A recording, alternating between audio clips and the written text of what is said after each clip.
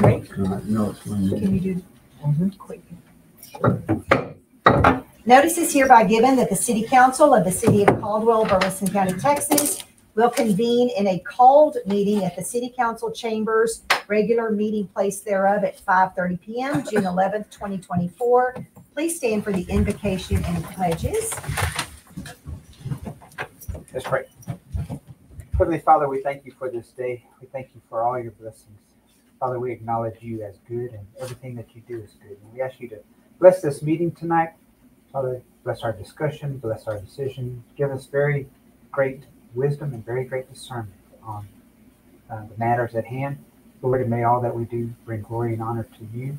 Father, we ask you to bless not only our city, but our county, our state, and our country, Lord. We need you and we love you. In Christ's name we pray. Amen. Amen. Pledge the American flag. I Pledge allegiance to the flag of the United States of America and to the republic for which it stands, one nation under God, indivisible, with liberty and justice for all. Texas flag. Honor the Texas flag. I pledge allegiance to thee, Texas, one state, under God, one and indivisible. Would like to welcome everybody to the City Council meeting tonight. Good to see people sitting here. Usually it's not too many. No citizens to be heard on city-related topics. So our first and only item is discussion and possible action on ordinance number 0611-2024, authorizing the street name of Access Road from Old San Antonio Road to Industrial Boulevard to officially be changed to Judy Richardson Road, providing for the incorporation of premises, authorizing the mayor to direct replacement of street signs, providing that this ordinance shall be cumulative of all ordinances, providing severability clause, providing for publication, providing for an open meeting and effective date. We talked about this last meeting. I move that we accept this ordinance number 0611-2024, renaming the street to Judy Richardson Road. Do we have a second? I'll second it. All in favor, raise your right hand. None opposed, motion passes.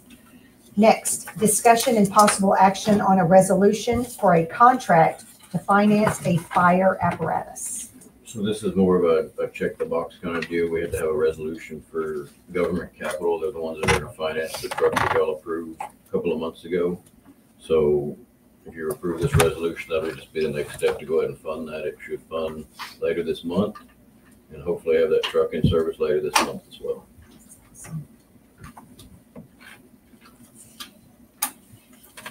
Do we have a motion? Do we any discussion on the resolution? And financing? Move for approval. Do we have a second? I'll second. All in favor of approving the resolution for a contract to finance the fire truck, raise your right hand. None opposed, motion passes. Do we want to say administrative elected official reports for the workshop? I've got to kill 2 minutes because our workshop doesn't start until All right, 2 minutes, 5:35. let's go. Just a couple of things that we got written down. I want to talk about, or the question was posed to me if we wanted to have a ribbon cutting ceremony for the disc golf course. They're having a grand opening this weekend, playing a tournament as well. It would have to be at like 7 a.m. Saturday morning. So I see a couple of heads shaking, yes. So we'll go ahead and set that up, and whoever can make it, we'll have Melissa send something out. And also want to discuss budget workshop. I'm slowly pulling all the details together on that. We will need to approve the budget in July, so at the July 16th meeting. So I was hoping we could do again is have somewhat of a during the day workshop where we could run through all those numbers. I am out the second week of July, so we'll start talking about somewhere between now and then. You said it then. Did I cover it all? Were we gonna just go ahead and set the budget workshop tonight, or do we just? You want to find out from if they've got. I do have one thing. This weekend is a Juneteenth celebration at the Expo Center on Friday. I think they're doing a pre-party type thing, and on Saturday they'll do the parade and then again at the Expo Center. So just a reminder on that. I have one thing. There is a group at Caldwell High School called Genesis Band and Bugle Corps. Have y'all received calls about noise complaints? No. Okay, so it's a couple of hundred of them. It's like a prestigious band camp, and they are practicing. You have this group of drums over here, this group of trumpets and tubas and all of this over here, and they're practicing outside of Caldwell High School. And unfortunately, people in Edna Hill are bothered by it. However, it does not violate the noise ordinance. I looked it up for these people today. They're inside and outside, and it's actually quite an honor that they've chosen Caldwell High School to do this. They only pick like 6 schools in the country, and this is the second year in a row that Caldwell was chosen for our facilities. And if you come to Caldwell High School before 8 o'clock in the morning, in the old gym, there's 200 kids and sleeping bags lined up on the floor, sound asleep. And so they're showering in our facilities, junior high facilities, and like I said, very prestigious band camp that I feel we're honored to have. And they are doing a community performance on June 22nd out at the football field. So it's a really big deal. So anyway, is more public information coming tomorrow from the school district or from Genesis. So anyway, that's all I have for now. Do we have a motion to adjourn the meeting to start a workshop, right? Yes. In a second? I'll second. Okay, meeting adjourned. Now, notice is hereby given that the City Council of the City of Caldwell will convene in a workshop meeting, council chambers, regular meeting place thereof at 5:36 p.m. First on the agenda is discussion and presentation by Carolyn Revilla and Connie Olivares on drainage concerns affecting their property caused by a nearby development located at 601 A and B Temple Street.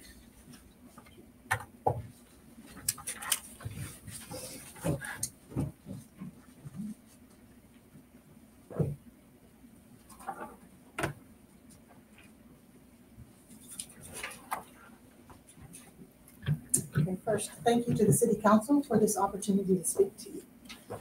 My name is Connie Olivares, and I own the property at 603 North Temple Street. Carolyn Ravella is from R6 Leasing LLC. She is one of the owners for 600 North Bank Street. We've come to discuss ongoing flood issues in our area. Today's discussion is not a matter of if we flood. It's a matter of when we flood. We're here today to continue our good faith request to the city manager and council regarding the drainage ditches that surround our properties. We have, over the years and to present day, had concerns that have been met with minimal to no effective resolution by the city of Caldwell. Our community west of the tracks has managed to mitigate the risk and impact of the flooding to our individual homes and property. And we have also taken care to be good neighbors and remove any underlying barriers that may restrict or alter the natural flow of water through the land. We are not here against Rising Star Construction. We are against the flooding. We are requesting that Rising Star Construction and the city also be good community neighbors by respecting and making effort to understand the impact of the current build of the 2 new homes in our area. The foundations of the 2 homes can contribute not only to flooding to the neighboring homes, but also to flooding on Texas Highway 21 and Farm Market 975, also known as Bank Street. To demonstrate some of the concerns with the flooding, Carolyn will present a PowerPoint and videos of flooding in this area throughout the years.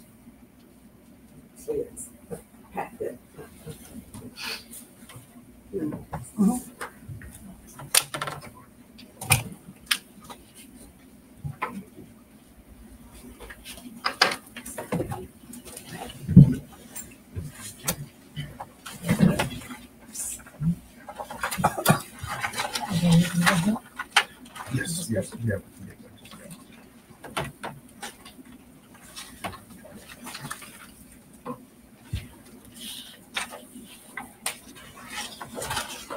Good afternoon. Again, my name is Carolyn Rubio. The packet of pictures that we're providing for you today are pictures of flooding events before the present builder altered the state of the floodplain. The common goal is to find a solution that everyone can agree upon. Again, as Connie stated, the properties we're referring to are 600 North Bank Street, R6 Leasing LLC. The owners are Margaret Beatty, Carolyn Revilla, Michael Revilla, and Paul Revilla. 603 North Temple, owner Connie Alvarez. 601 North Temple, builder Rising Star.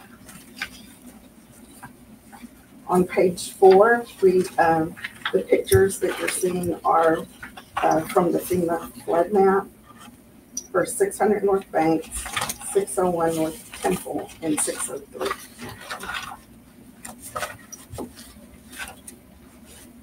If you turn to page 5, we have included pictures of 600 North Bank's flooding events from previous years.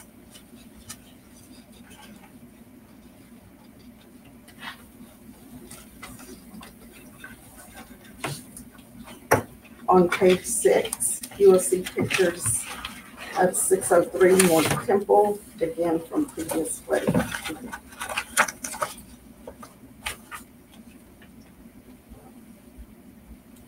So picture number 1 is What page, Jesse? page 6. Okay.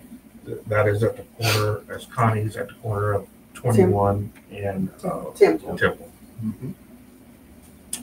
So item number 2 is Temple Street and Highway 20.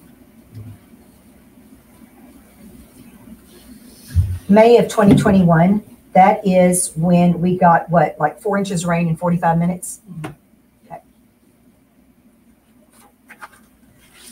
Page 7, we have included pictures of flooding at 601 North Temple prior to any alterations of the flood.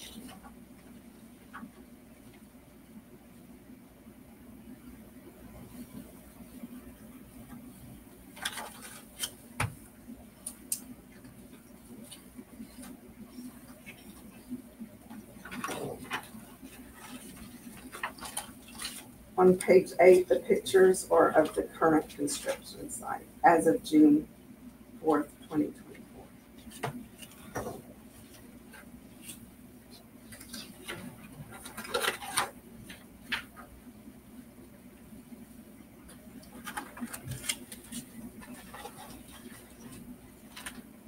On page 9 are pictures of a recently installed manhole at 600 North Banks that could also be impacted by water industry entering the manhole during the flooding event.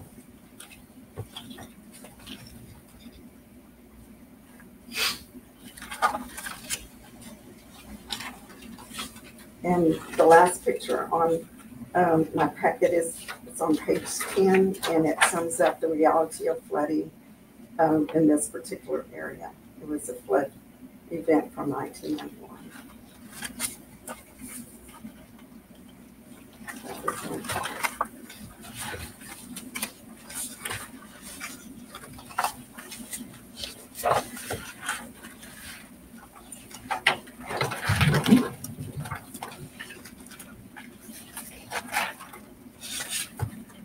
And we also sent some videos to the city office.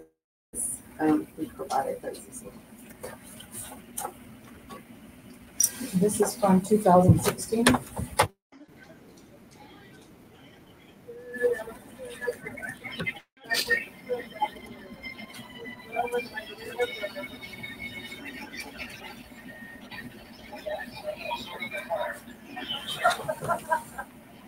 Oh my goodness.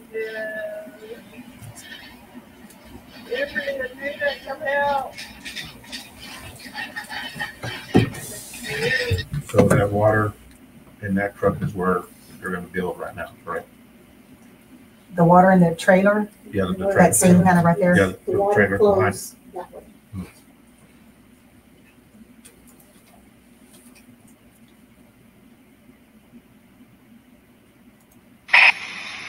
looking down from Broadway into Caldwell, going toward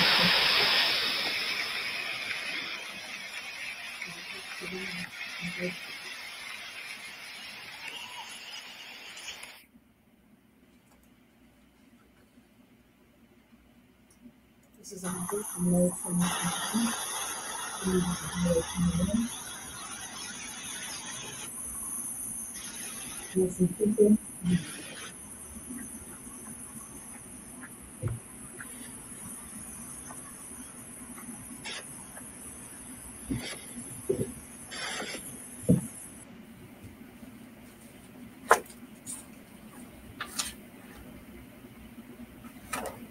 Has never flooded like this.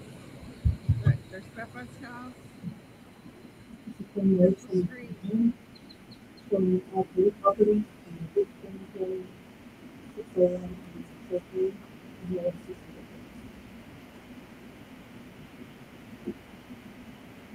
This is when we can actually do that. Look at Mom and Dad. This is Back door. This is when we do it.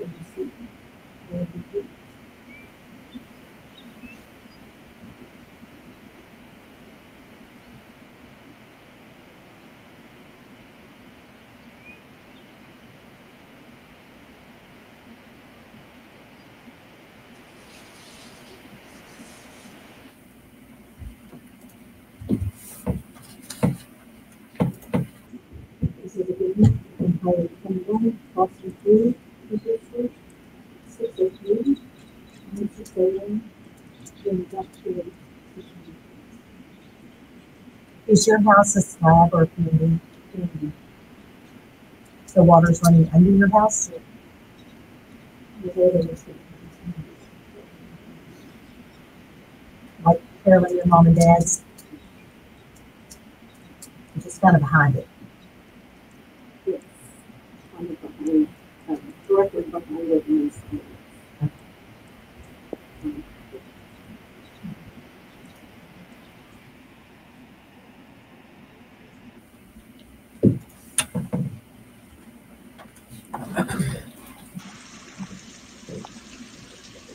So from the videos and pictures, you can see that we have reached our tipping point to which the flow waters get into our home. Rising star construction, the bill will push us over. The water will be blocked from its natural flow because the landscape has now been altered and creates a dam effect. From the flood maps you have, you can see that 600 North Bank Street, 601 and 603 North Temple Street, as well as Texas Highway 21 at the corner of Temple and portions of Farm Market 975/Bank Street are in the FEMA regulatory floodway, Zone AE, and designated as special flood hazard areas, high risk. Per FEMA, a special flood hazard area is defined as the area that will be inundated by the flood event having a 1% chance of being equal or exceeded in any given year. Also referred to as the base flood or 100-year flood.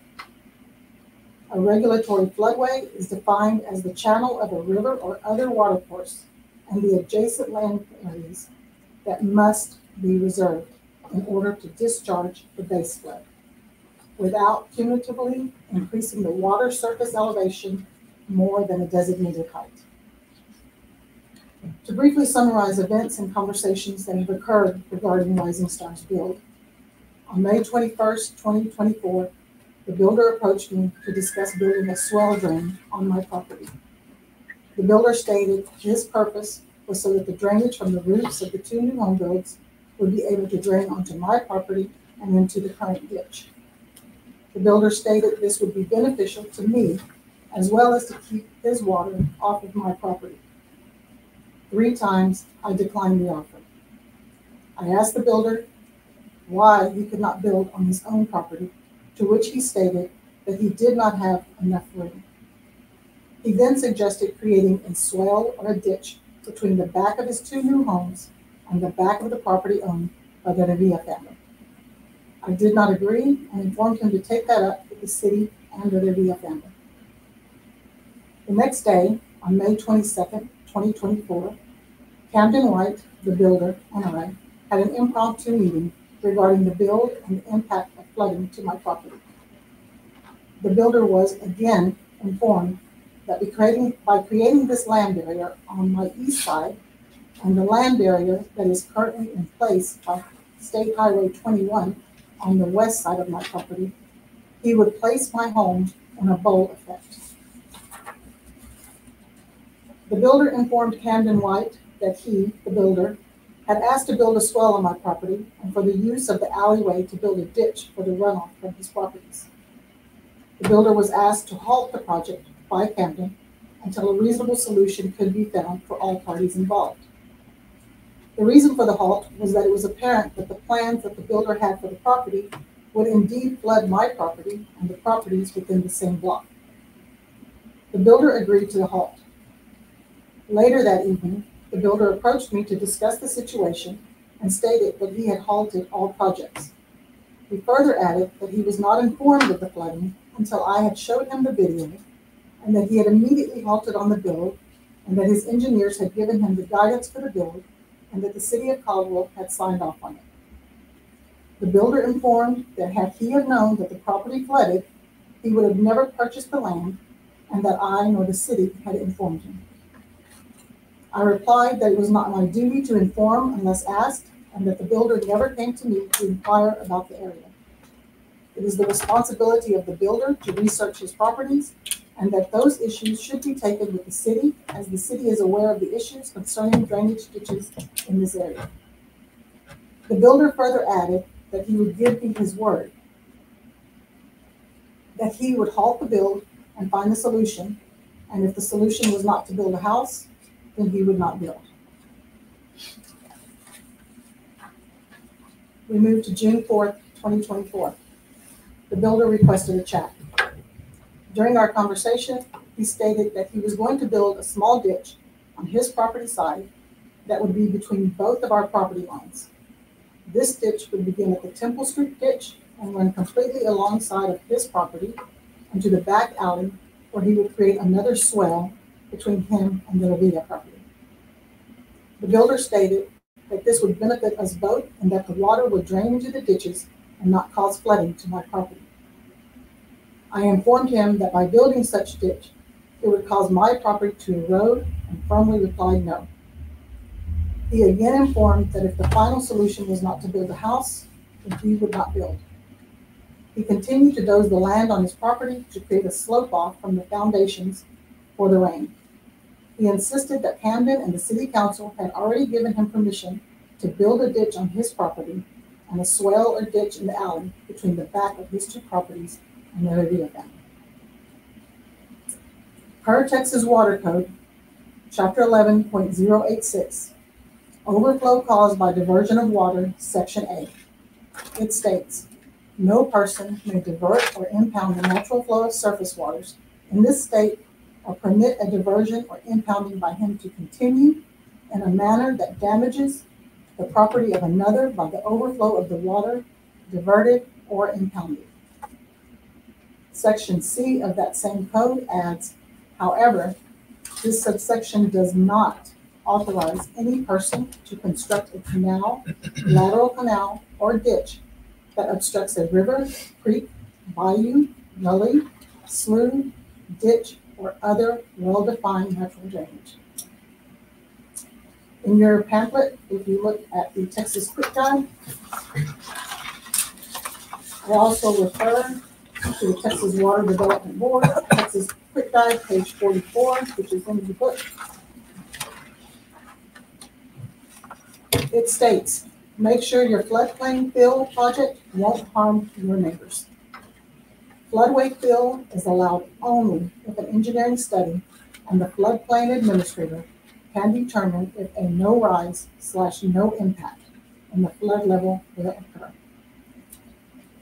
If you turn the page to page 45, it refers to Code 44 of the Code of Federal Regulations, Chapter 60.3, Section D, Paragraph 3, prohibit encroachments, including fill, new construction, substantial improvements, and other development within the adopted regulatory floodway, unless it has been demonstrated through hydrologic and hydraulic analysis performed in accordance with standard engineering practice, that the proposed encroachment would not result in any increase in flood levels within the community during the occurrence of the base flood discharge. The next page, page 49 of the same guide, provides the requirements for the compaction of floodplain fill. It states, if you look at bullet 3 and 4, floodplain fill should extend 10 to 15 feet beyond the footprint of the structure. It should have graded slopes that are not steeper than 2 to 1. 1 foot vertical rise for every 2 feet horizontal extent. Flatter slopes are recommended. Communities may ask for a professional engineer to certify the fill elevation, compaction, slope, and slope protection materials in order to determine that the proposed structure will be reasonably safe for flooding.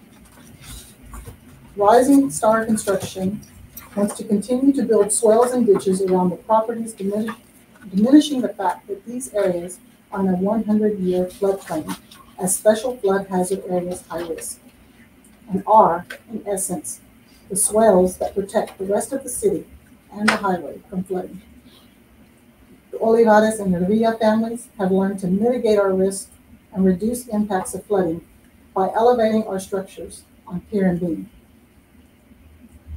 Lastly, by making a request of me to allow the build of a swale on my property and his own, along with asking my permission to run a small ditch through his own property, and requesting of R6 Leasing, the Revilla family, to build a swale between his and their properties, Rising Star Construction is directly and indirectly, 1, admitting that the 2 new home builds will create water runoff as well as flooding to all the other surrounding properties, and 2, that he does not have enough room to build 2 homes on his current site per FEMA or other requirements without encroaching upon the properties to the right, left, and behind his building.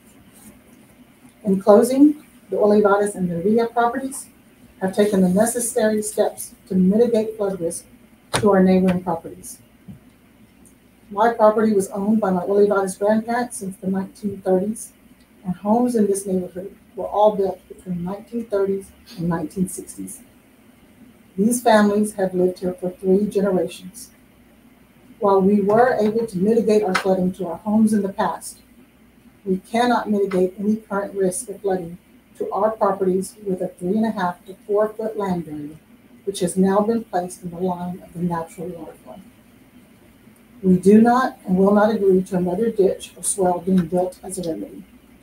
We take no liability for flooding, physical harm, or possible death which may happen if the city allows Rising Star Construction to create any ditch or swale in a special flood hazard high-risk area, or allow the build of a solid land barrier to alter the natural flow of the water. We thank you for your time, and we pray for an amicable solution for all parties. If there's any questions, we're available to discuss.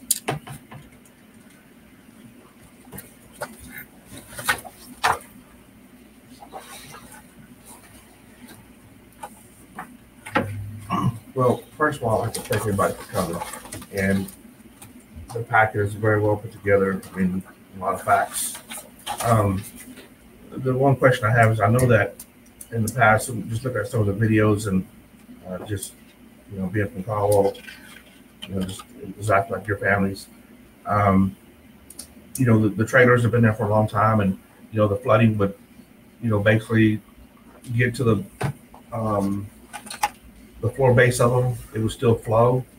But it rained the other day, and now with the 2 structures that are there, the pads, did it block and defer it around it, or did it flood?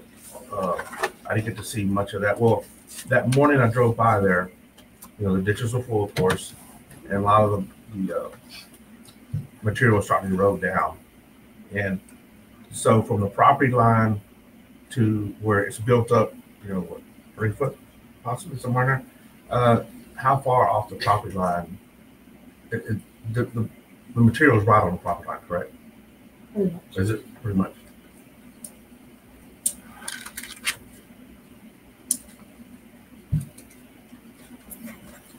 we were out of town on, was it Thursday? Came a morning heavy rain. Yes, maybe Thursday morning, like rained really hard, really fast. Wednesday. Did you have any issues then?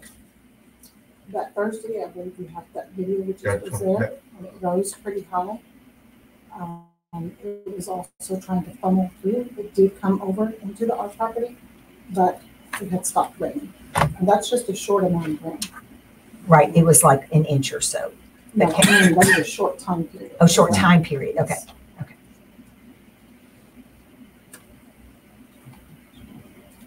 Cameron, so does our FEMA, our director is who at the city? Or, The floodplain administrator? yeah, our administrator. I don't know if Thomas is listed or I am, but it's one of us. It was looked at and signed off on, or Or should I So, elaborate on that? yeah, so I am currently going through the FEMA CFM classes to become certified in floodplain management. And so I reviewed the application and we discussed it, and because it's not within the regulatory floodway, the structures are not, they complied with all the requirements that they needed to in their submittal. And so the determination was, since the structure was not within the regulatory floodway, they didn't have to provide that no-rise certification. Is the street, is Temple Street the street in the floodplain? So if you look on the map on page 4, that crosshatch section is the floodway. So this middle piece, where those two lines are, that's the floodway. And then the area outside of that on each side is the 100-year acre zone.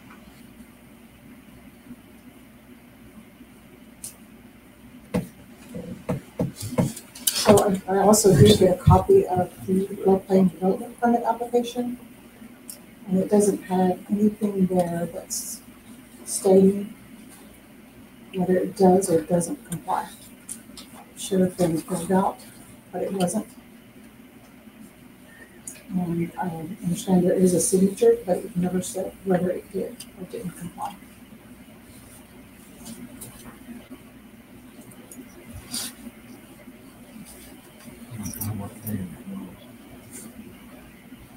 So you're saying as long as it's not in that channel, then it doesn't have to be. Based on the structure and where it's located on that property, it doesn't fall within the regulatory floodway. Okay. Even though it's in the 100-year floodplain, Yes. it's just not in the. Yes, Gotcha. and they did build, in the building plans, it is built up to the base flood elevation, and it's actually 2 foot above the base flood elevation. I'm looking for a picture. I'm not, No, you're good. I don't want you to think I'm looking at something No. else. No, I took videos. And unfortunately, the state had not built their wing walls at that time on the new rectangle culverts that they put in on Bank Street. Mhm. They replaced those, I believe it was 30-inch pipes with rectangle precast cement piping. And I'm trying to find the video because when I was there, the water was only about 3/4 up coming underneath 21. And I've taken videos before where it can't get out fast enough. We did do a flood survey on the north side of 21, and we are in the process of putting in a detention pond as soon as we have funding. Is that correct? That's correct, and we're hoping that funding is released within a month. We went ahead and called our grant writer, grant coordinator to see if we could start that project early and then just being reimbursed for the funds, and the answer was no. You know, because I'd love to start that project today. But as I said, when I went by there, I sent a video. Forrest, you remember I sent that video to you, but I can't, for the life of me, I can't find it, and I know it's here because I know I wouldn't have. But to show the water flow on that day, and that was a 2¼ inch rainfall. I don't remember what day it is, and I apologize for that. But I sent. But like I said, the wings, I believe on one of the videos that I took, they still had half of the pipes still in there, the tin horn pipes, and before they had put the second half of the culverts on the road. So that wasn't a good flow test. And yes, what date is that? May 16th. Were any of your pictures on May 16th just by chance? Of this year? Yes. I don't. No, I'm just asking. I could look back, but May 16th, and just to show the water flow, there was nothing at that time that showed any type of flooding. But the dirt was being brought in at what date did they? This would have been around May. I'm sorry, I can look it up myself, but I thought maybe you got your notes. We're looking around May 22nd, 24th. That's when it started really getting bad. Okay, so they started bringing dirt after my video. Correct. So that, But it's still in the natural flow of the water. right. So now it's been blocked. So that water's going to come back. And it's not going to come back. It's going to come this way. Okay. It's still considered flood zone AE. High risk. Okay.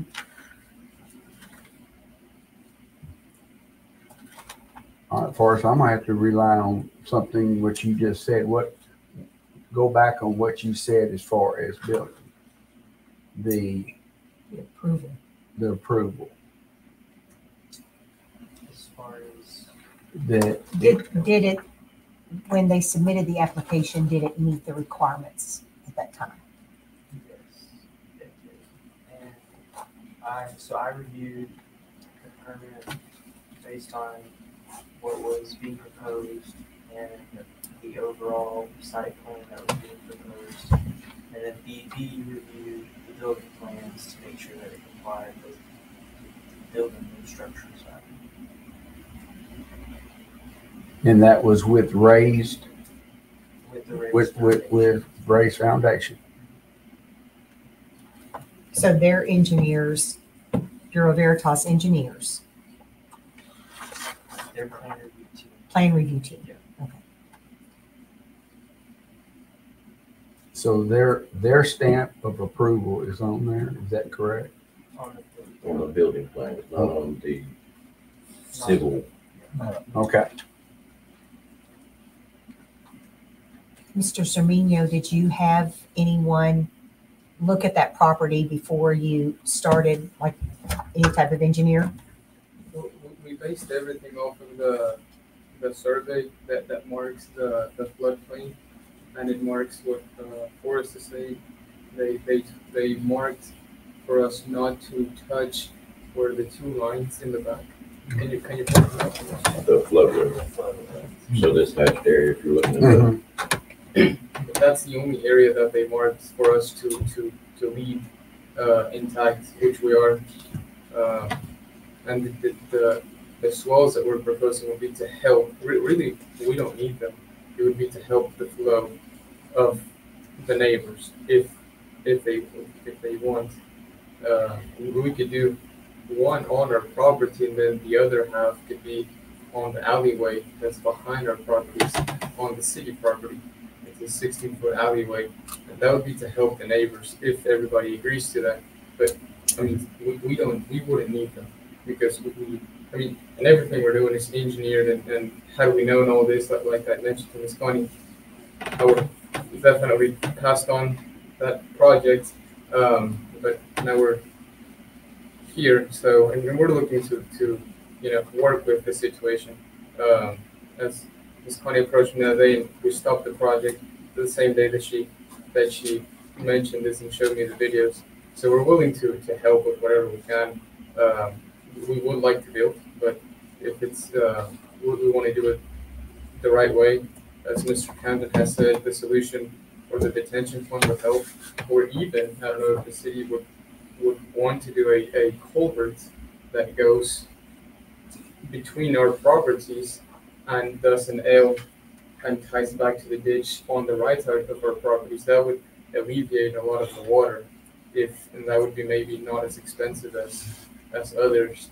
And again, that's to help the neighbors. Sincerely, we don't need it, but we would even help with whatever we can to that, if that's a solution to the situation. I mean, as you can see, the videos that they're showing are from years ago, which we Sure. we don't have any Sure.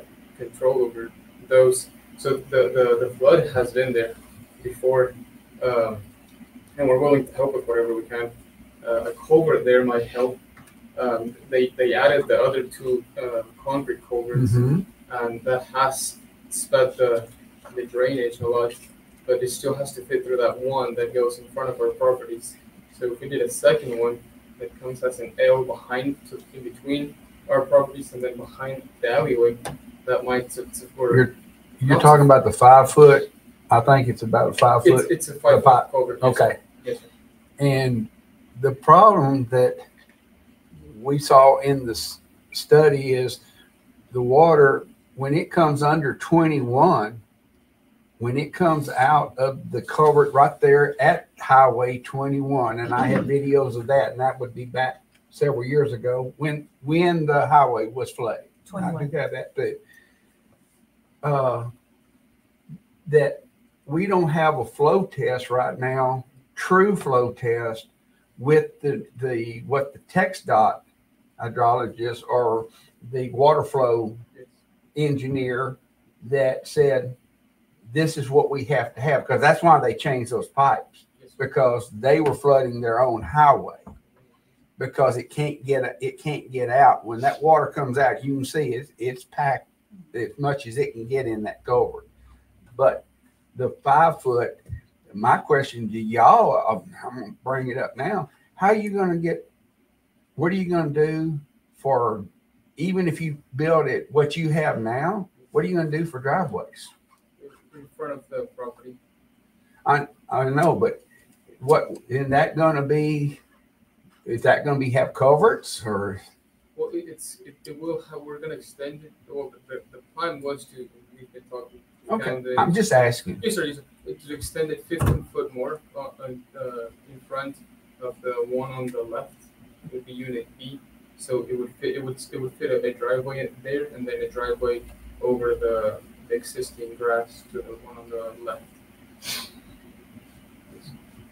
And I didn't agree to that, because if you put that culvert there, it's again forced to funnel. Right now, he does that. There's 18, probably 18 feet of open area where it already has to funnel. If he pushes that back, all of that water comes back to me until it funnels there.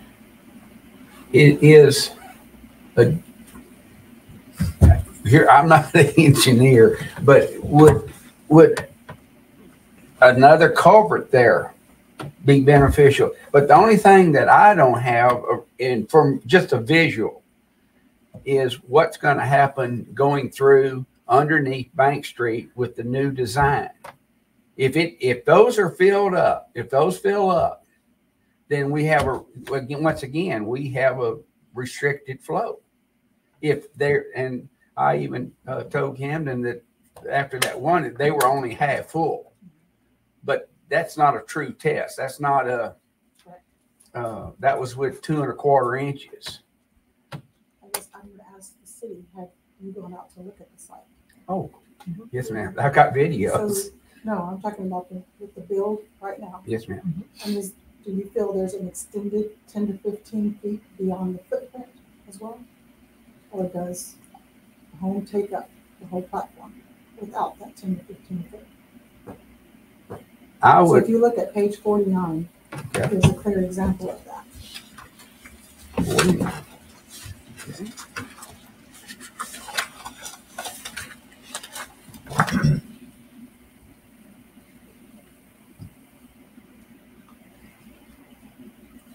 are you saying from the front of the house to the, I'm saying Channel?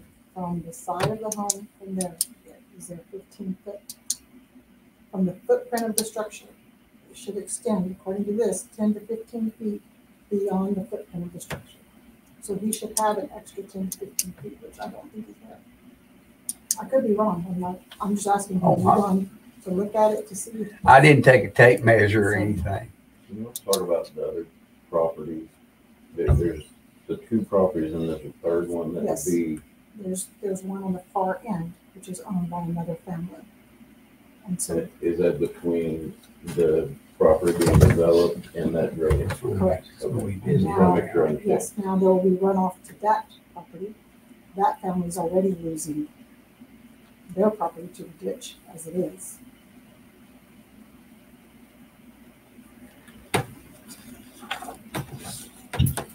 Well, by putting, the I'm both looking at something else. drive entrances in front of those two houses, just by looking at it, would almost kind of landlock them, but they can't get into that one lot on the end. Because the ditch, comes there, and there's a drainage to the left of it, a concrete drainage. So, as of right now, they had to use that main entrance to get into there, when they had, but now, once that's done, You mean the lot that's to the left of us? correct. Well, they have entrance, I mean, if they used to enter through through The main entrance. the other property, that would be crossing through our property.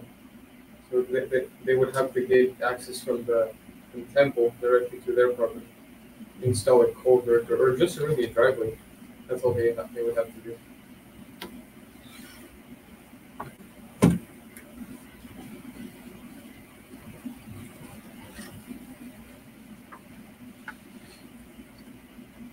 Assuming there's actually. It's too many pages. Also, one other item is that these FEMA maps are from, I believe, 2011, and they haven't been updated. I'm not quite sure if it's the city's responsibility to update those with flooding information. But we've lived it for this many years, so I feel we do know how the flooding and the water runs. What is the status of your project today, Mr. Swinhill? We're holding, as of now, for Bonnie's request and Mr. Cameron's request.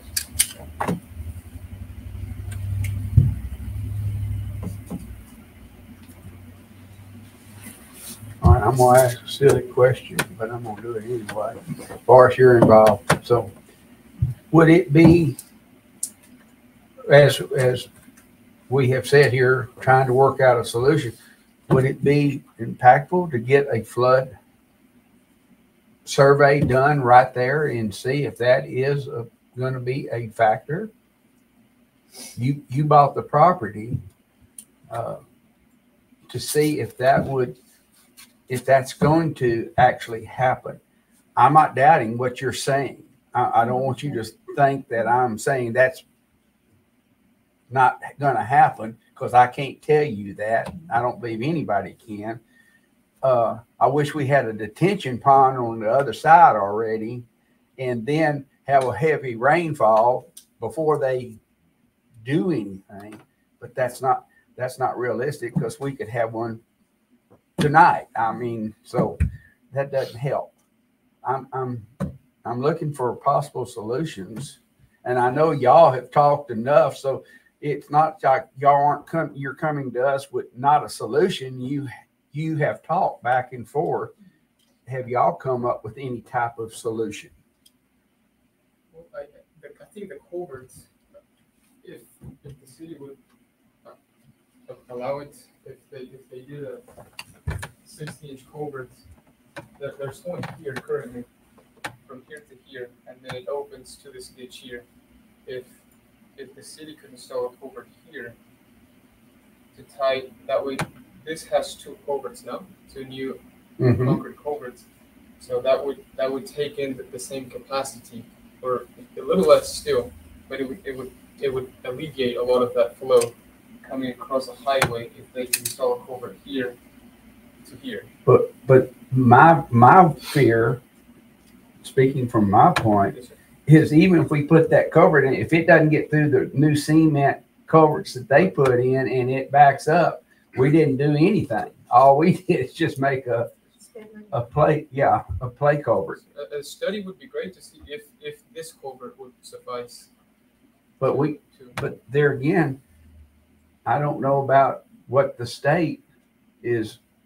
I know the new culverts are going to pass a lot more water than what the old ones were. And, but they're still going into the same culverts at O'Neill Street. Yeah. Which then feeds in behind part of the Brinkman and down. Okay. See? So it's just not exactly that spot. It's, you can alleviate a problem in one spot and you're going to make a problem in another spot. So treatment needs a lot of engineering and stuff. William, do you think that we could get the hydrologic study that TxDOT used to design this? Absolutely. And then we could make some assumptions based on that, so or do some analysis. So we did the H&H study. William was with Strand Engineering. Okay. City engineer.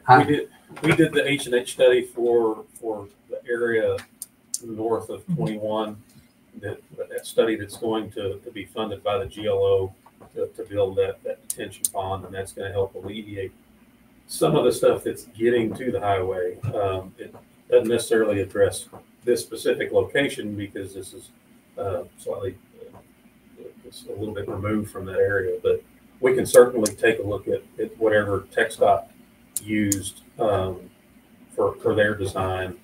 Unfortunately, with a lot of these, you're boxed in by two TxDOT highways, and TxDOT, they do their best to install positive drainage, but a lot of those structures are designed for 5, maybe 10-year storms, not the 100-year storms that these floodplains represent, and they're not 100% accurate all the time, but it's certainly something that we can take a look at specifically for this area and what TxDOT used for that design and what could be done.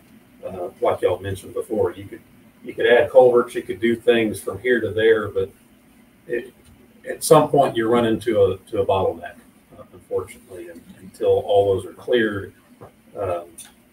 You do have rain events, large scale rain events where you have 4 inches in 45 minutes or those kind of things where it's always going to exceed the capacity no matter how big you build the structure. We had, what was it, that one time we had 16 inches That was the 1991 pictures. In 3.5 hours, and I have that on video too. But I mean, nothing holds that. Thomas, that when it goes underneath banks, it goes to the culverts behind the Nowak field is on that street. Go on O'Neill Street, then it'll tunnel in behind part of the Brinkman, then it'll go behind Nowak field. But that goes into a channel, doesn't it? Right. So that's not a pipe. The only restriction that would be. O'Neill, there's no more pipe. Okay, so O'Neill might be a restriction. Also, because like I said, but now we're in catch-22 here. Say we have a heavy rainfall and you have your dirt there and it does back up because it can't get out regardless if it's the state's culvert or the O'Neill Street culvert. Now we've got a real problem because sure, we proved it. Hey, it either didn't or it did. And if it did, it's bad news. So I'm trying to come up with. When Connie called me a few weeks ago, we drove by that evening. That culvert there right by the property is got trees growing in it. Have we cleaned that out? In the ditch line. In the ditch line. No, in the cement culvert. Yeah. It's needs a lot of clearing out. But it's not, that one's not cement. that's just dirt there. Okay, It's I guess what you call natural. okay, So Okay. and then we did clean out the one side that we could get to. okay. Had several discussions on this. Thomas and I have talked about it. I spoke with Mr. Enrique about, what do we do to improve those drainage structures? And that's something that we can take back. I can work with William on that too, to look at costs. Thomas and I talked about getting some dozer work done and really cleaning all those ditches, but then we're going to come back and do it again in 2 or 3 years because they're going to sit back in. We look at some other solutions where we concrete those ditches or come up with there's a cheaper synthetic product that we can put down that will allow for some infiltration. We can take a look at that as well. Well, this is just an example of, some of these floods are 3 years old, so that's pretty current. And the ones we've had here lately, it's getting all the rain at once seems to be a norm lately. But Not last year. But one of the things is, if you were to travel from Masonic Cemetery all the way through town and go all the way down to Shaw, it's solid concrete. The one area that floods. Now, I drive down it every time when it's just like this or light. It's Thomas can attest. It stays in the channel. Never. Have you ever seen it get out of the concrete? Never. The only place it does is where? Broadway. Yep. Because Broadway is the only spot for 80 foot that does not have concrete. Everywhere else stays in the channel there. It just gets wide and underneath the houses, everywhere. Same thing on Temple. Digging out so many years, what has it done? Made it wider, deeper. Some areas is 8 foot, some areas is 6 foot. So the water swells. And at that point, where the concrete curb meets, there's an erosion underneath the road's fixing to drop. You can stick your hand all the way underneath there, and I did something bit right here. So I got a rag for, I don't know what it did, but so, but that said, something needs to be done to channel the water and an evenly flow with the elevation, making it downward going to Bank Street. We could possibly look at that, see what that would entail, but it's proven that everywhere that we do that, the water stays inside the channel. It does not get out, even when it's a major flood. But with that said, this here's another situation, that we get a lot of water from north of town, OSR, that comes underneath the highway. You can't get in there past it. It changes so many times underneath driveways. You got 24, you got 30, you got back down to 12. Just bottlenecks everywhere. So, and if you look at the slits in the highway, when they go through and they resurface the topping of 21 and 36, and you see the water underneath the bridges, why is it getting underneath there? They never clean out the slots where the water's supposed to drain back down. I'll walk down to it, and it used to be this big, and now it's like this. So water is not getting back in there. TxDOT doesn't, clean. They just keep laying over top of it. And so that's another restriction there. And you're going to keep having that until, those are taken care of. But, all that water drains in that yard. I know I'm looking to buy that, but, still on your propane and currently by some of the other, you're just looking at the other day. I mean, it's just gonna back that water up even more. I mean, that's just just by looking at it. I think Connie's team driver. I think Shelby.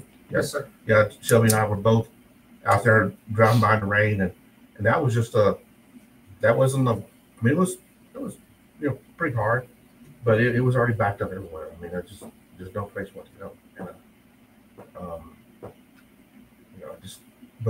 I would like to see us, possibly do a, study on these areas to help channel it a little better.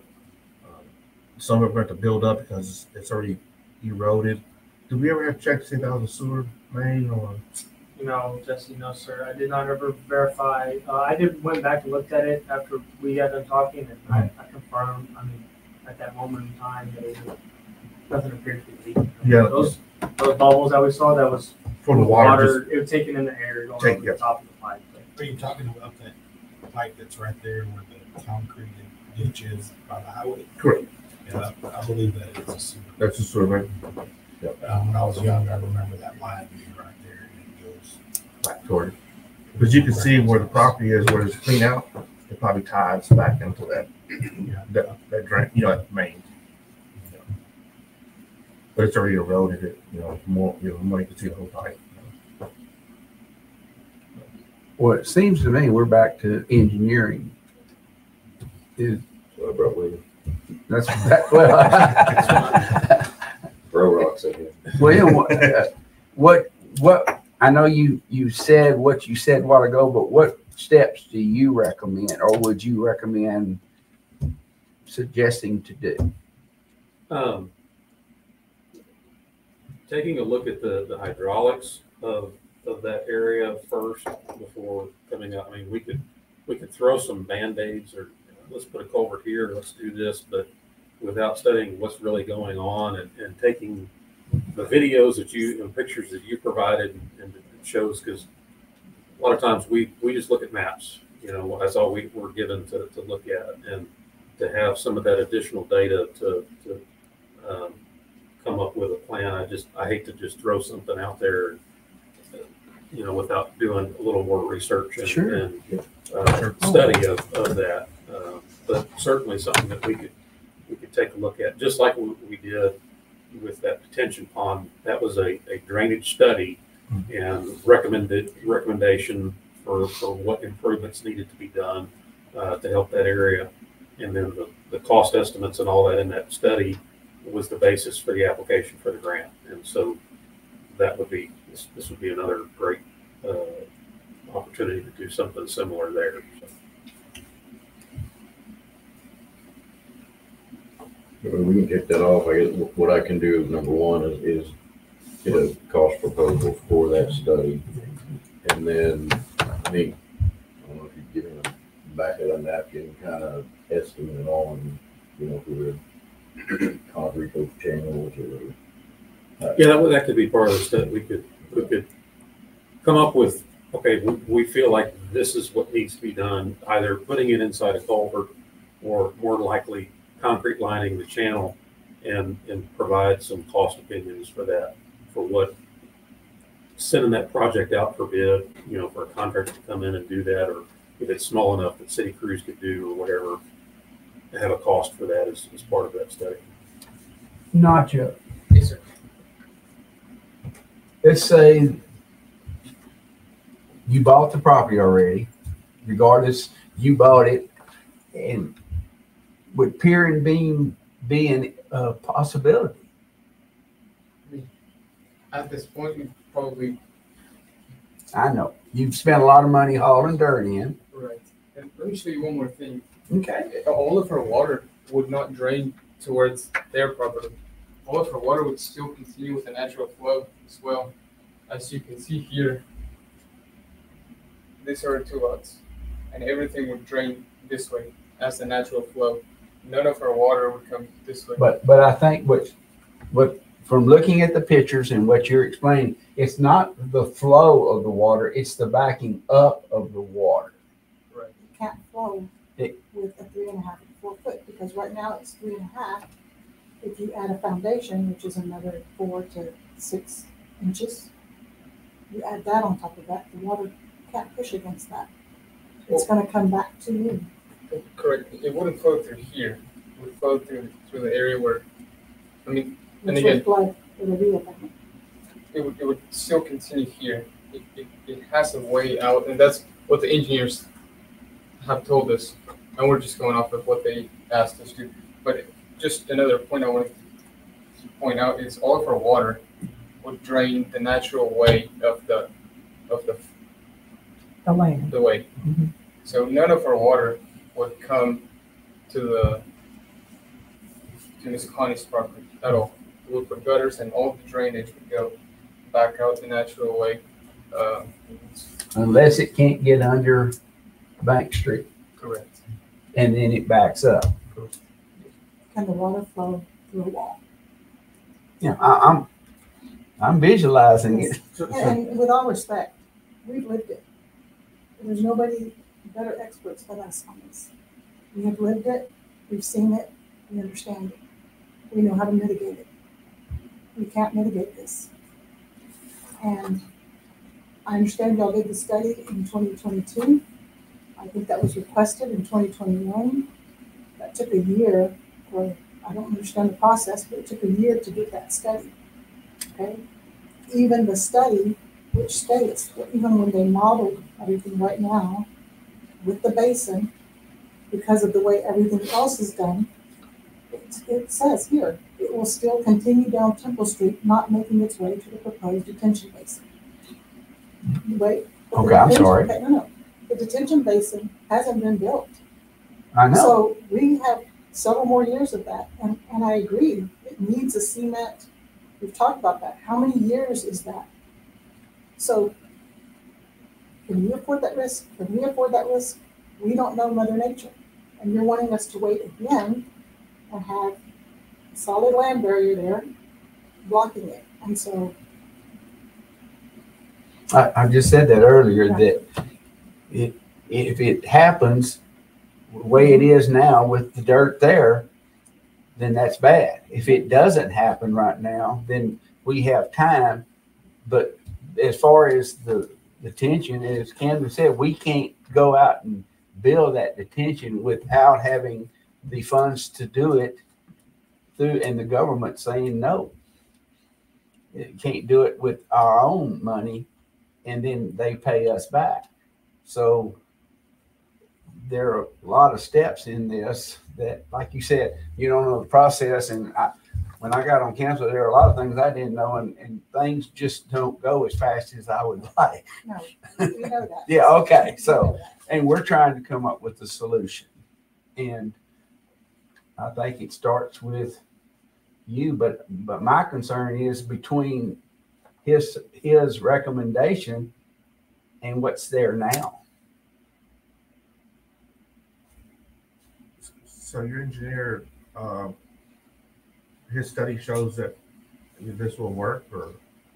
No, I mean, we have a survey from the previous owner and the engineers. I mean, we asked them to do engineering for a slab there, and that's what they gave us back, what we submitted to Forest and Bureau Veritas, and they approved everything. I mean, that's what we have done. We have based it off of what the engineers know, and they designed the two slabs based off of the base flood elevation, and they told us to just keep this area of our lot open for the hazard floodway, and that's what we have been doing just forward. Okay.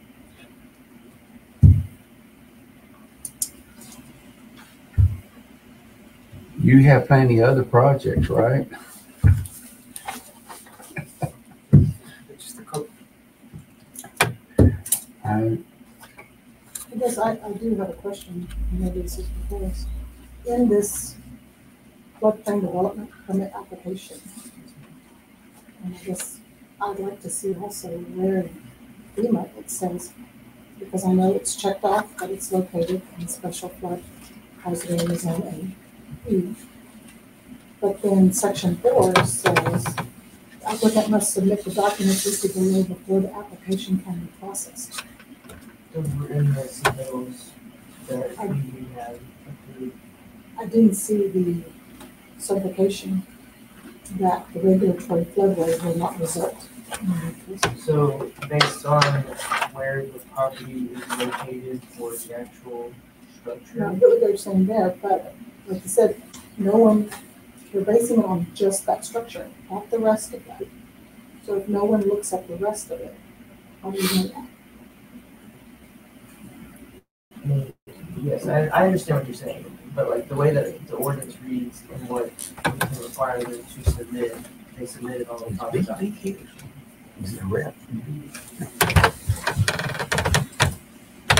And we're sharing with you on that.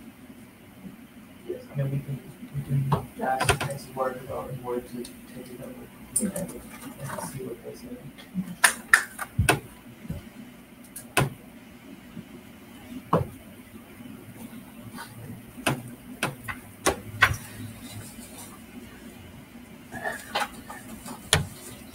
So, Taco, y'all don't plan to do anything from this point right now, right?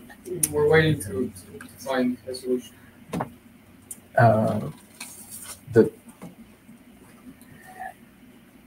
I'm gonna throw something out, but everybody start laughing.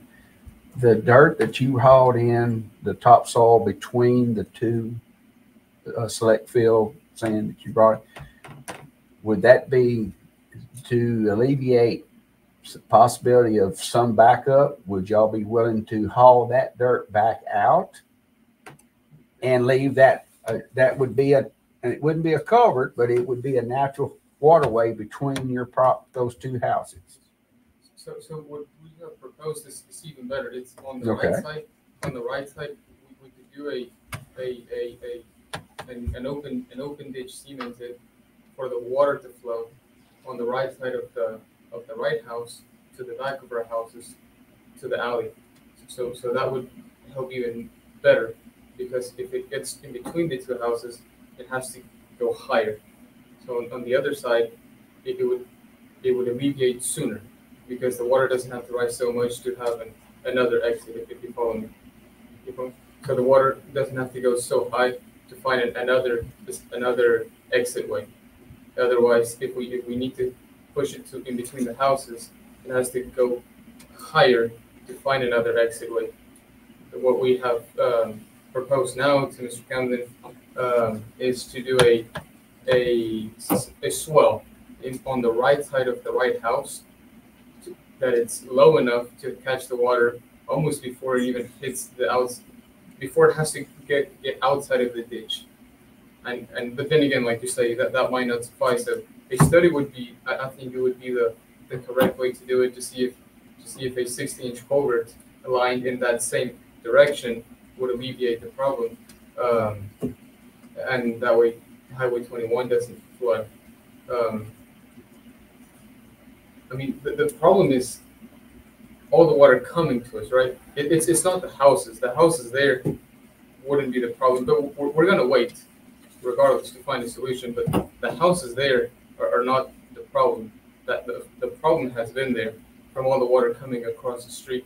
We're not blocking the hazard flood way.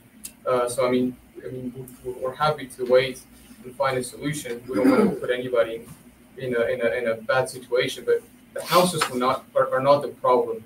The problem is the flood that has been there for years. But we're happy to wait to find a solution that can alleviate Miss Connie's and the Olivares family. But the houses are not the problem. Well, one of the solutions, what you're just talking about, we're all in here wanting to improve it, regardless of what it was in the past. We have a chance to improve it. And if the state, as Thomas just said, if O'Neill backs it up, then we got to do something on O'Neill, because once it gets out in the wide open, there's no restriction there. So there are a lot of things, what ifs, that I have no answer for. Anybody else, Camden, or any Thomas?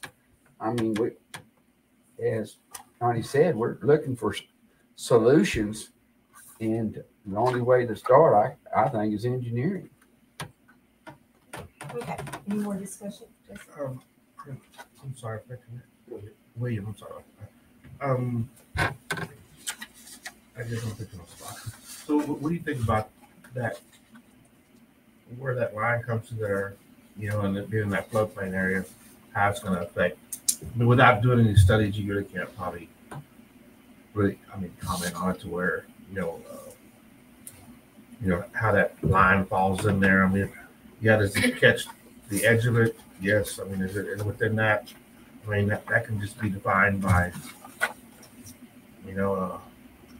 that outer line four, she said, is the straight lines. We know that is where the path, but the outer line is what? One of your floodplain. So it definitely falls into one of your floodplain.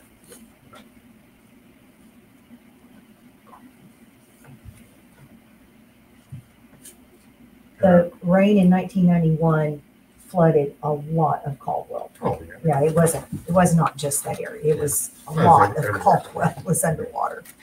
So a lot of these other pictures are 21, 24. Sure. So Sure. they're just not- Sure. But I think I mentioned too that originally when you bought the property, you didn't know it was in that floodplain. No, yes, I knew there was in the floodplain, but they gave us a finished floor elevation, which is what they do, and they just say if you want to build there, you have to have a finished floor elevation that's based off of engineering, and that's what we're building to. We're building to what the engineers asked us to. The finished floor elevation is 392, 2 foot above the base floor elevation.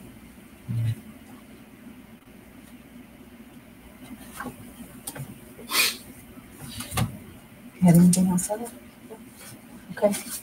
Thank you very much. We'd Yes. actually like to add a request, or our request in this item. Some of our requests are a pause of further build in the flood area by Rising Star Construction. The current independent hydrological study of the water flow pattern for the city block of the main properties. Proof of engineering no-rise certification based on technical data approved from FEMA. Per requirements of FEMA and the Texas Water Development Board. Any corrective action recommended by FEMA, the state of Texas, Texas Water Board, or governing agencies to be precisely followed by the builder and or the city of Caldwell, and FEMA inspection and approval post-completion. No further building to occur until recommendations are completed, inspected, and approved by FEMA. And the alternative, we ask that the city of Caldwell to revoke the building permit for the discussed property, all dirt work and forms to be removed, and the property be returned to its natural elevation. No further building permits to be approved for this parcel until FEMA recommendations are set in place. And based on the present limited information from the city of Caldwell, we reserve the right to review and request more information in the future. Thank you very much for your presentation. We'll look into all these things, suggestions. Thank you. Thank you.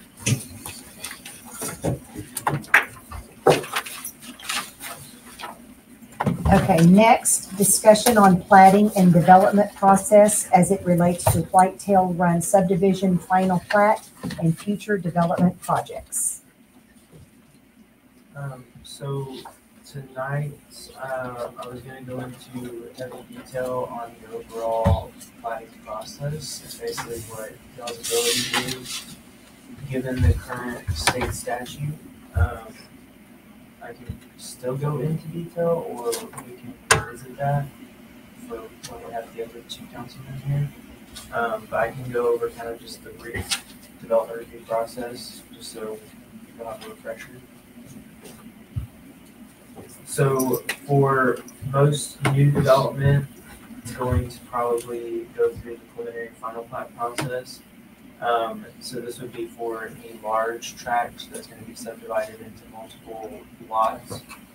So pre-development meeting is the first thing that we do. We meet with all of our department heads and utilities and make sure that we identify all of the different necessities that are going to be required for infrastructure, transportation, and all of that kind of stuff. And during that meeting, we meet with the developer and we listen to their proposal, and usually they'll provide a concept plan. After that, we'll go through the first submittal. They'll submit the application, the title commitment, along with the current taxes, if there's any sort of tax certification to show that there's no taxes owed on the property. And then from there, we'll do the first review and submit that to city staff and engineering for their review. Following that, there will be review comments submitted, and then that's when the applicant will have to pay for their fees. And then from there, if there's any revisions, which most of the time, preliminary and final plat process, you're going to have multiple rounds of reviews. They'll correct those and send those comments back with the updated plat. And then following that, staff will submit that back to engineering for the final approval and certification. And so once we have reviewed everything that meets all the code requirements, then that's when it's actually brought to council for the public hearing and for y'all's approval. And so from there, after it's approved for preliminary plat, it doesn't get recorded with the county. It'll just be on file and it's valid for 1 year. And then if the property owner submits the final plat and construction and engineering plans before that 1 year, then they would proceed with the final plat, which would then be reported with the county. If they do not bring that back to y'all in that 1 year time period, then it would become null and void and they would have to resubmit for a new plat. For existing properties, this is more of the process that you'll see. So minor and amending plat process. This is for any property that's going to be 4 or fewer lots, and then amending plat is going to be if there is just a lot line change. So we'll still have that pre-development meeting with the applicant. They'll submit the application and checklist. We'll take that first review and submit all of the information documents to engineering and city staff for their review. Following that, any comments that are made, we'll do subsequent reviews, and then we'll have the staff certification. So these do not require council approval. These are approved administratively by staff. So once it meets engineering requirements and city staff is certified that it meets the code, then it goes forward and then it's recorded with the county. So this is specific state statutes. So there's a FAQ guide that Melissa and I printed out that we gave to y'all so y'all can review that as kind of homework. CML came up with that after the 2023 legislative updates. So a lot of the process that required the public hearing piece kind of went away. So the state statute only requires public hearing for replats.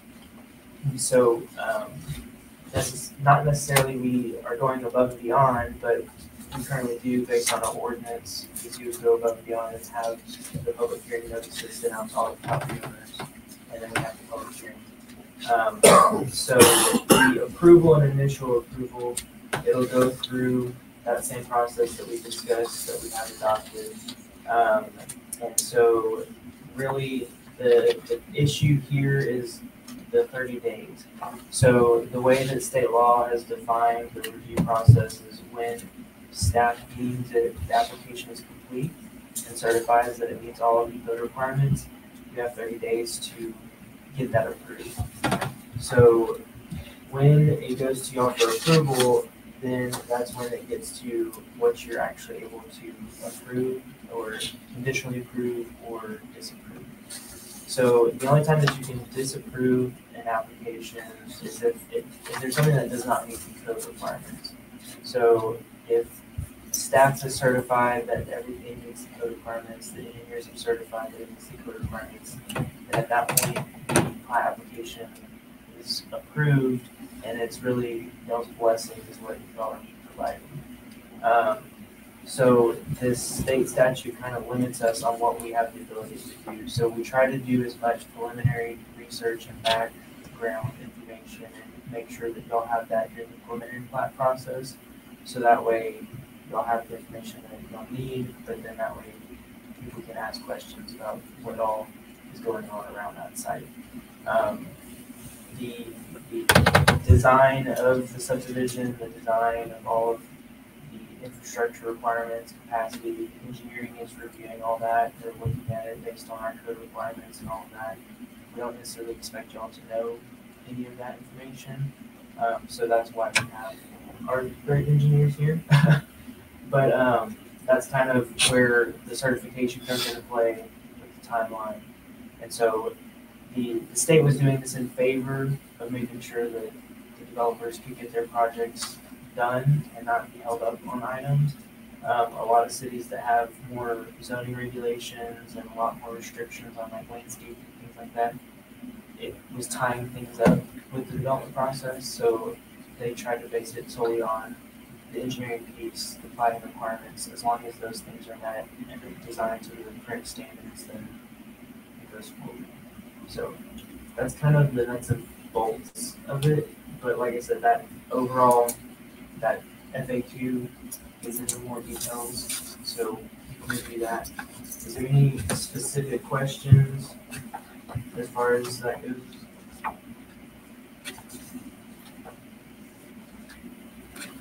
And we can follow up whenever we do our workshop on the subdivision ordinance and infrastructure design guideline updates.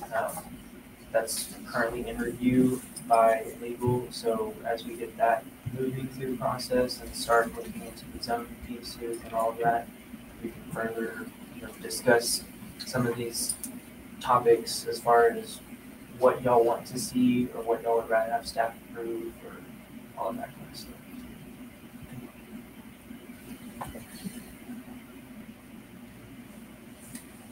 Next, discussion on current and future use of city-owned facilities and properties. So this is kind of along the same lines. I wanted to have a really open discussion with the entire council on some of the properties that we have, what we want to do with them in the near future, because of course we have our new building now, which is awesome. So that leaves this building vacant except for when we're using it for these meetings. So I want to kick off that discussion. Maybe we have it, I think, Mayor, you asked that we have it when all members were present, and I'm fine with that. But just thinking about, we've got this facility, and we also own the Senior Citizen Center that needs some work as well. We've got the library that we've talked about, either doing some repairs there or finding a location that is better suited for that. So we have some economic development property along Highway 21. I forgot about that one. We have the chamber building that is owned by us, but is occupied by the chamber, that we could possibly do something there. What else you got? The old fire station we've discussed on a couple of occasions. I don't know that I've brought it to y'all, but possibly moving the water department into that building and then allowing the police department that is out of space right now to have the entire facility that they're sharing right now.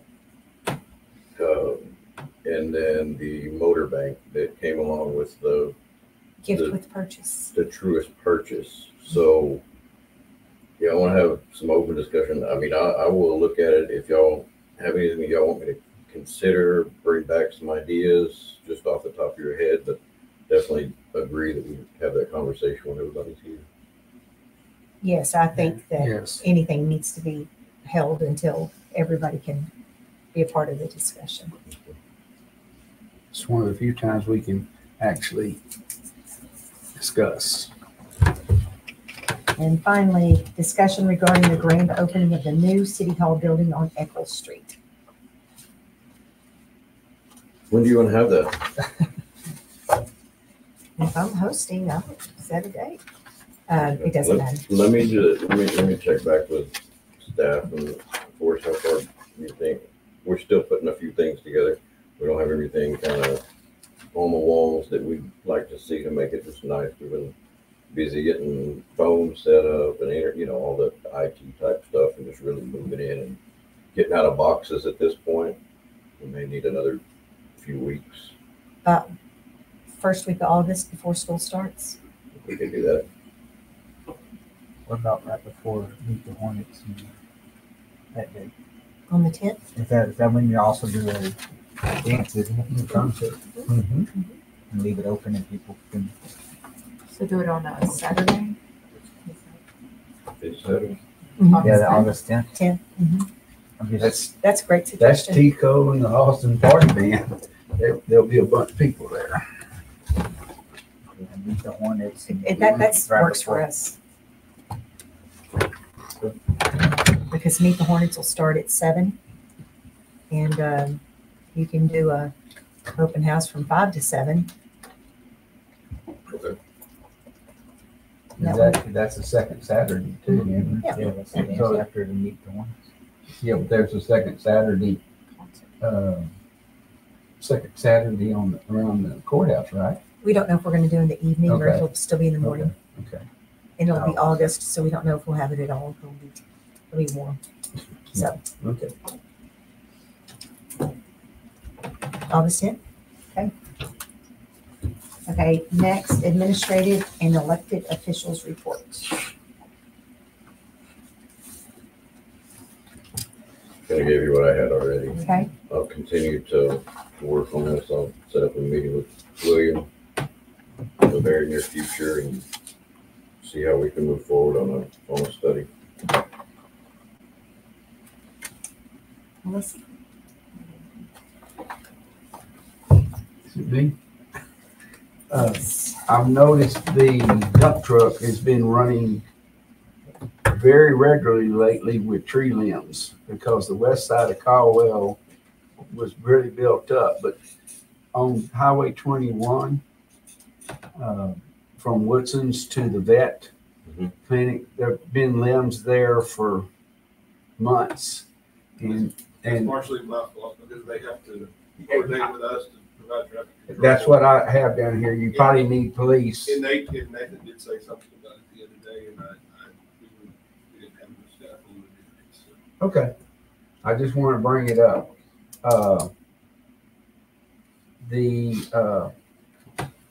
Janice got a call or got a text or email several months ago, and I sent you a deal on NOAC field on dirt work, and the issue at the Johnny Hill Park is the batter's boxes were low because of dirt being removed, but it wasn't that bad. But the issue is the coaches are dragging that field and they're doing a good job, but you know what happens over time, it builds up a mound.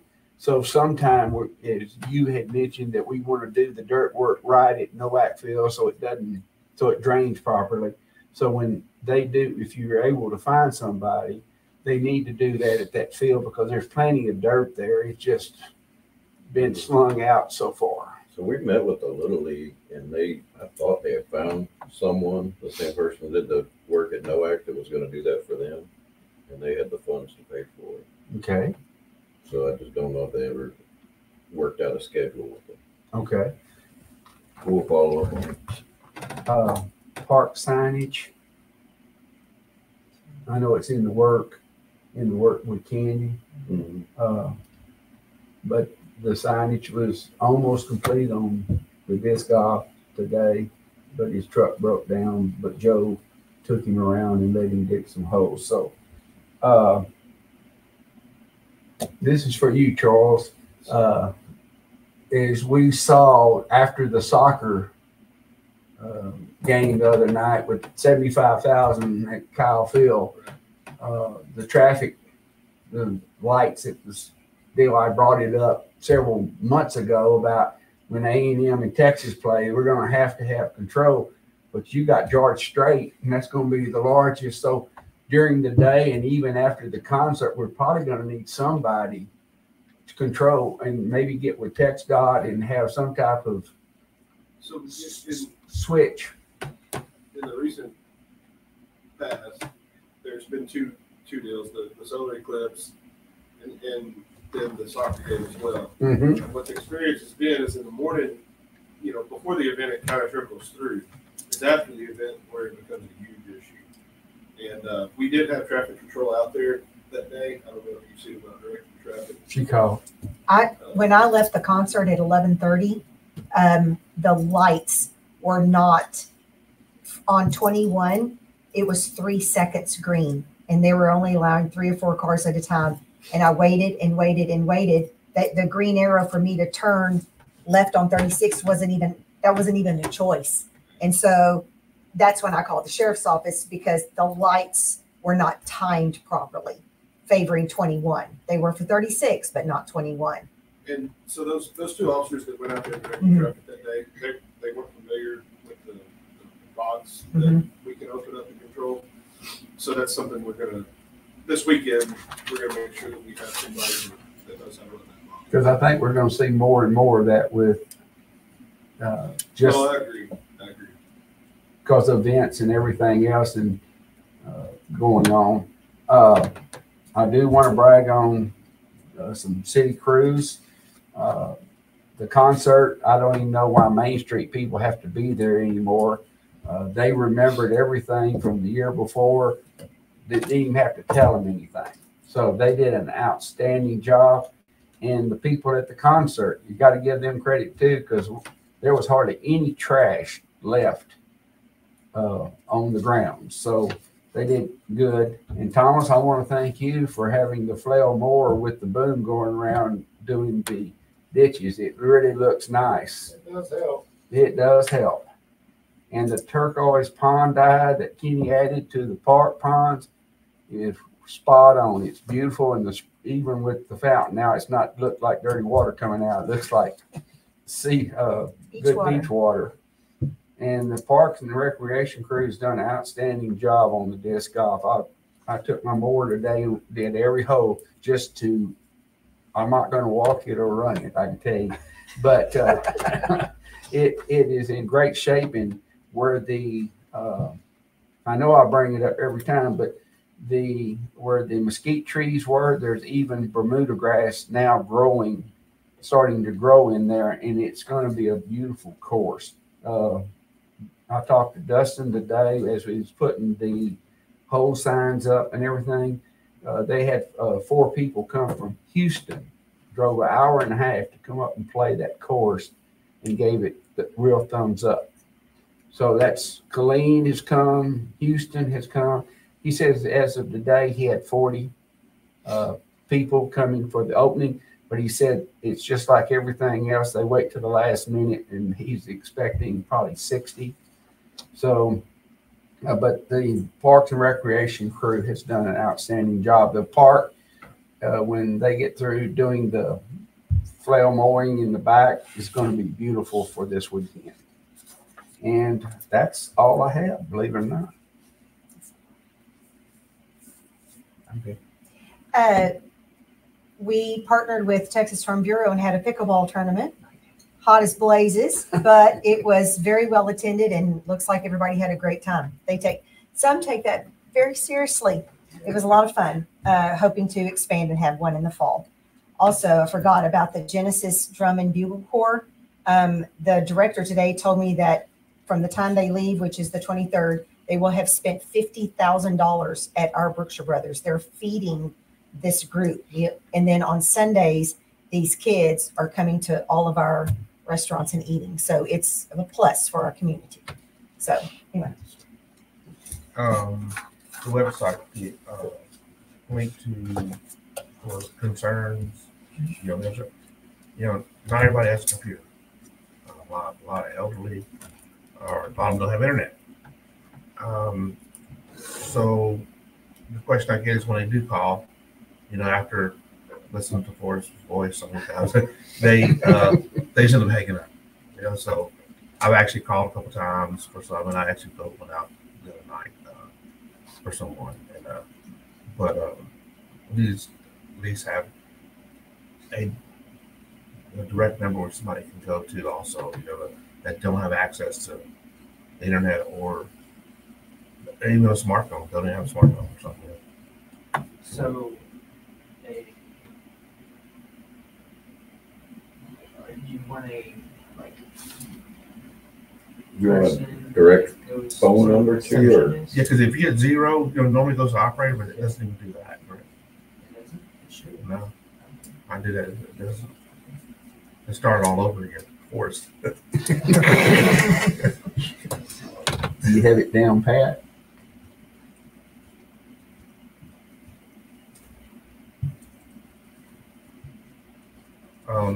The other thing, so Cameron's going to get with William, and they're going to look at studies for water and possible drainage, and we'll look at going from there. We'll bring that back. Okay, bring that back. Hopefully this one's not as expensive. Because it's a smaller area, I think we just have to look at those bottlenecks. Yeah. We've already kicked off and see what the other side looks like, and we'll have to add some modeling, basically an extension of that. Yeah, it's more adding on to what we've already done. So we'll see that, okay, the detention pond's gonna do this, and then additionally, we can relieve some of the bottlenecks by whichever projects are suggested, and we'll bring that back and then find some money to pay for it. And we'll just keep in touch with everybody and let them know where we're at. One more thing. Arrowhead is completed. Looked like We're getting really close. they got the asphalt and all the lots have been leveled, and they had pipe cleaning crews out there cleaning all the lines. So it's close. So You know, they haven't reached out to do a final walkthrough yet. but it looks really nice. And they on their detention pond, they even put a sidewalk across the dam. I guess they're planning later on, and then the spillway has been put in. So That's it really looks nice. Okay, do I have a motion to adjourn? So moved. In a second.